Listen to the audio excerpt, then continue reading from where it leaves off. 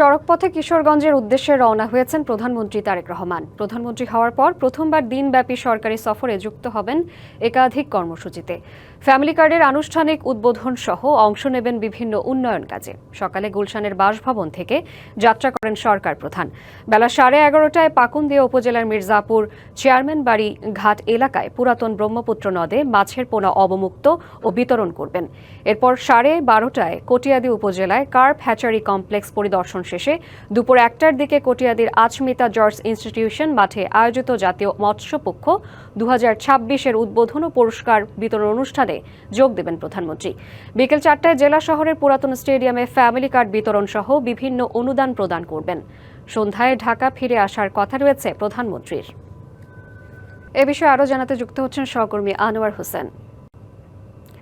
আনোয়ার, প্রধানমন্ত্রীর এই সফর ঘিরে কিশোরগঞ্জবাসীর উচ্ছ্বাস কেমন দেখছেন জানাবেন আমাদের।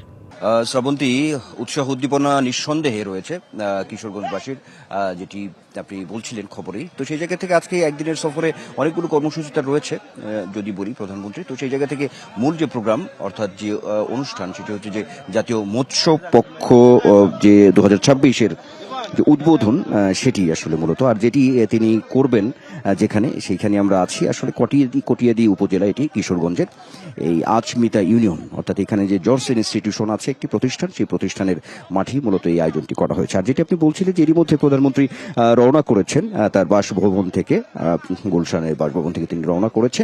আর এখানে অর্থাৎ কিশোরগঞ্জে তিনি পাকুন্দিয়া উপজেলাতেই প্রথমে আসবেন। সেখানেই মূলত মাছের পোনা অবমুক্তকরণের মধ্য দিয়েই জাতীয় মৎস্য পক্ষ 2026-এর যে উদ্বোধন সেটি আনুষ্ঠানিকতা আসলে পাবে। আর এবার যদি বলি যে রূপালী মৎস্যে স্বনির্ভর দেশ সবার আগে বাংলাদেশ, এই প্রতিপাদ্যকে সামনে রেখেই মূলত এই আয়োজনটি রয়েছে। আমরা আমাদের কাছে যে তথ্য, বাংলা কিউআর যেখানে নগদ পেমেন্ট সেখানে সারা দেশে 10 লাখেরও বেশি মার্চেন্টে নগদে পেমেন্ট করুন খুব সহজে।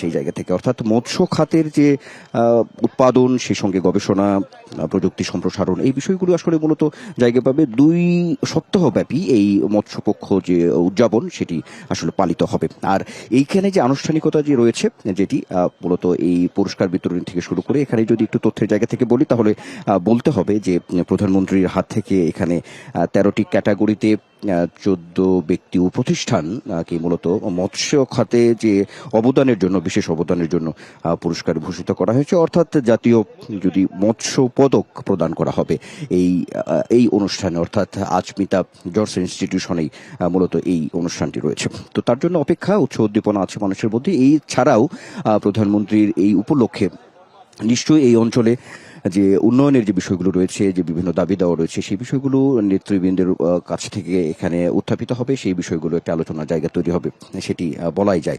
একই সঙ্গে যেটি আপনি খবরেই বলছেন, সেই জায়গা থেকে যদি বলি তাহলে এই মৎস্যপক্ষ 2026 উদ্বোধনের পরে প্রধানমন্ত্রীর আরো 2টি অনুষ্ঠান রয়েছে। সেটি যদি বলি যে কিশোরগঞ্জেই শোলাকিয়া মাঠে, সেখানে ছাত্রদল আয়োজিত বৃক্ষরোপণ কর্মসূচিতে অংশগ্রহণ করবেন প্রধানমন্ত্রী। একই সঙ্গে আরেকটি বড় অনুষ্ঠানই বলা চলে যে ফ্যামিলি কার্ড বিতরণ, উন্নয়নমূলক কার্যক্রমের কিছু উদ্বোধন বা সেখানে বক্তব্য রাখবেন। একই সঙ্গে ইমাম মুয়াজ্জিনদের যে ভাতা সেটিও একটি প্রদান করা হবে। আজকে সেটি কিশোরগঞ্জের যে পৌরসভায়, অর্থাৎ যে পুরাতন স্টেডিয়াম আছে সেখানেও একটি আয়োজন করা হয়েছে। সেখানে এক ধরনের সমাবেশের মতো করা হয়েছে, সেখানে জনসমাগম করবে এবং সেখানেও প্রধানমন্ত্রী বক্তব্য রাখবেন, এমনটা আছে। অর্থাৎ দিনভরই তার ব্যস্ততা রয়েছে আজকে কিশোরগঞ্জে, সেটি তো বলাই যায়। তো সব মিলিয়ে এখন শুধুই অপেক্ষা, হয়তো অল্প কিছুক্ষণের মধ্যেই পাকুন্দিয়া উপজেলাতেই তিনি আসলে কিশোরগঞ্জে এসে পৌঁছাবেন, সেটি বলা হচ্ছে। তো নিশ্চয়ই আমরা সময় গড়ানোর সঙ্গে সঙ্গে অবশ্যই যে প্রধানমন্ত্রীর আজকের যে কিশোরগঞ্জ সফরটি রয়েছে সেটি অবশ্যই আপনার মাধ্যমে আমরা পর্যায়ক্রমে জানাতে পারবো। শ্রাবন্তী, ধন্যবাদ আপনাকে।